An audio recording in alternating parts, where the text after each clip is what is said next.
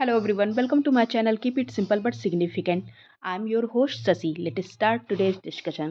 अगर आपको वीडियो का पीडीएफ चाहिए तो आपको टेलीग्राम ग्रुप से मिल जाएगा, जिसका लिंक मैंने कमेंट सेक्शन में दिया हुआ है. Cosmology as the branch of science is related to the study of which of the following. तो ये रिलेटेड है formation of the universe. Answer is B. Cosmology is a branch of astronomy dealing with the study of origin of the universe and its development. तो देखिए evolution of universe कैसे हो रहा है. Big bang हुआ, फिर dark as आया, फिर फर्स्ट स्टार्स अपीयर हुआ, फिर अर्ली गैलेक्सी अपीयर हुई, फिर formation of the solar system हुआ और ये मॉडर्न गैलेक्सी है हमारी. What is the name of the first white dwarf to be discovered? First white dwarf जो डिस्कवर किया इसका नाम था सीरियस बी. ओके, ये फर्स्ट white dwarf था और इसको एस्ट्रोनॉमर एल्वॉन नाम था इनका. एल्वॉन क्लार्क ने इसको डिस्कवर किया था. और ये सीरियस बी जो है ना वो dense companion star to Sirius है. For how many hours in a day the people of Norway experience sunlight from late May to late July? कितने आवर का सनलाइट देखते हैं? तो ये 20 आवर्स का सनलाइट देखते हैं. Answer is C. Which among the following gas is abundant on atmosphere of Mars? तो abundant होता है एटमॉस्फेयर ऑफ मार्स, ये होता है carbon dioxide. Answer is a. Curiosity एक रोवर था जिसको नासा ने सेंड किया था. कब सेंड किया था? अगस्त 6 2012 को सेंड किया था, जिसमें ये सारी चीज़ें पता की गई थी. ओके, कार्बन डाइऑक्साइड के बारे में भी पता किया गया था. Mushroom rocks also called rock pedestals are one of the most striking manifestation of the process of. तो ये प्रोसेस ऑफ विंड इरोजन है. विंड इरोजन की वजह से ये मशरूम कट में शेप ले लेता है.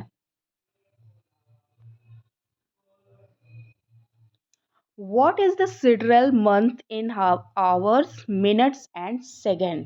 Sidereal month hours, minutes and second में होता है 27 days 7 hours and 11.6 second. Okay, sidereal month जो होता है वो time needed for the moon to return the same place against the background of the star होता है. वो मून का अपने सेम प्लेस पे आ जाना वही होता है sidereal month. The Kachin hills makes a boundary between India and which neighbour country? तो कचिन हिल्स बाउंड्री बनाता है इंडिया और म्यांमार के बीच में, और ये लोकेटेड है extremely north east area of the Kochin state of Myanmar.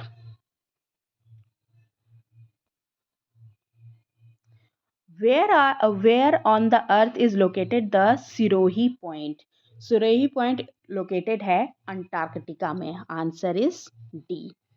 Giriraj Singh Sirohi एक व्यक्ति थे, इंडियन फर्स्ट इंडियन थे जिन्होंने अपने पांव रखे थे अंटार्कटिका में, और उस पॉइंट को कह दिया गया था Sirohi point.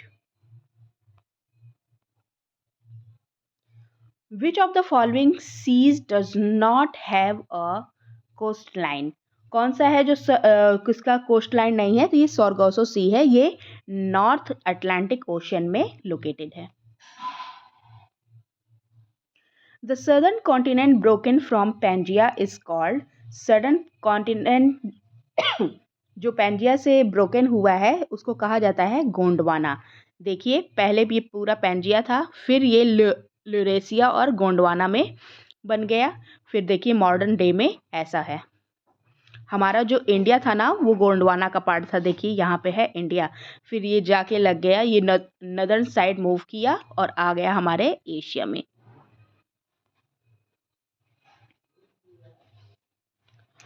Which one of the following countries of Southwest Asia does not open up to the Mediterranean Sea?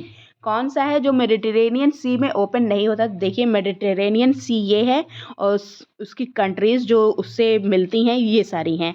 कौन कौन सी मिल रही है? देखिए सीरिया मिल रही है तो सीरिया नहीं होगा।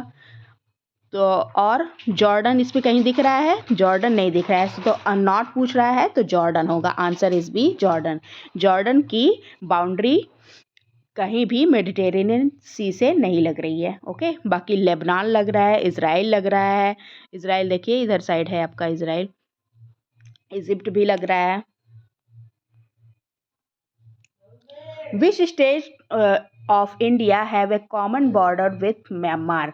कॉमन बॉर्डर है म्यांमार का, ये आपका म्यांमार वाला पार्ट है और ये इंडियन स्टेट है। ओके, दिस वाला ये पार्ट।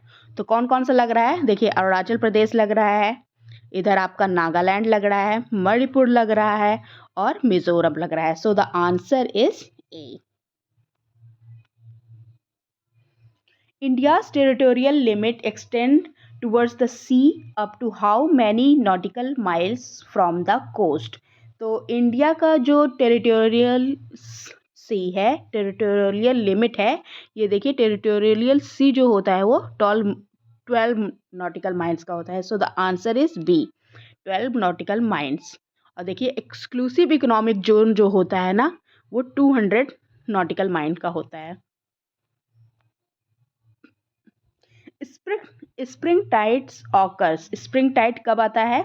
स्प्रिंग टाइड आता तब है जब सन अर्थ और मून एक सीधी रेखा में होते हैं। तो when the sun earth moon are in straight line तब स्प्रिंग टाइड आकर आता है।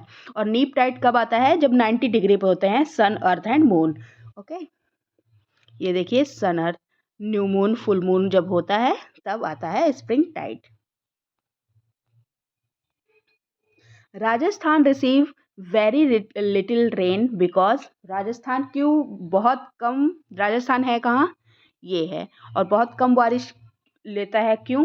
देखिए इधर से जब आपकी हवा विंड्स चलती हैं मॉइस्चर लेके तो यहाँ पे आपको देखिए ये ऐसे मिलता है, अरावली पर्वत, अरावली माउंटेन ऐसे मिलता है।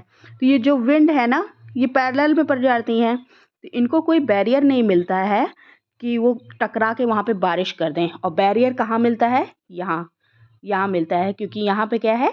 हिमालय, हिमालय बैरियर मिलता है। तो ये नर्दर्न साइड में यहाँ पे बारिश कर देती हैं और यहाँ पे नहीं करती हैं क्योंकि यहाँ कोई बैरियर नहीं मिलता है, पैरेलल हो जाता है ना अरावली के। तो आंसर होगा इसको, the winds do not come across any barrier to cause the necessary upliftment of cool the air. Answer is C. Okay?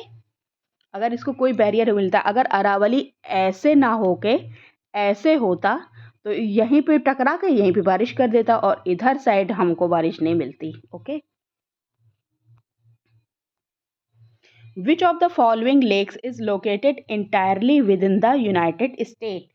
Entirely United state में है लेक मिशिगन। ये वाला जो है ना इंटायरली यूनाइटेड स्टेट में है। बाकी ये चारों 1 2 3 4 ये चारों आपके कनाडा और यूनाइटेड स्टेट यूएसए का साथ बाउंड्री बनाते हैं। ओके, और ये पूरी तरह यूएसए में है lake Michigan. Which element are abundant in the formation of the interior layer of the earth?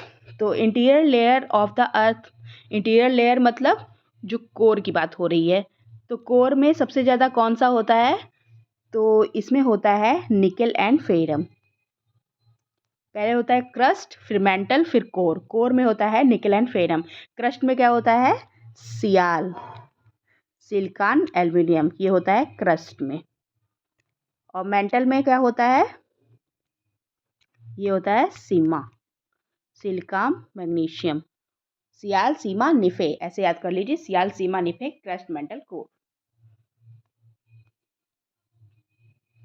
Who among the following postulated the concept of the geographical cycle of erosion? Geographical cycle of erosion इसको यह concept दिया था W.M. Davis ने। Answer is a. In which hemisphere roaring 40s, furious 50s, shrinking 60s और blowing. तो किस hemisphere में ये होता है? रोरिंग 40s, फ्यूरियस 50s और ये श्रिंकिंग 60s ये होता है हमारे सदर्न हेमिस्फेयर में। Answer is a. That's all for today. If you like my video, please like, comment, share and subscribe. Thank you.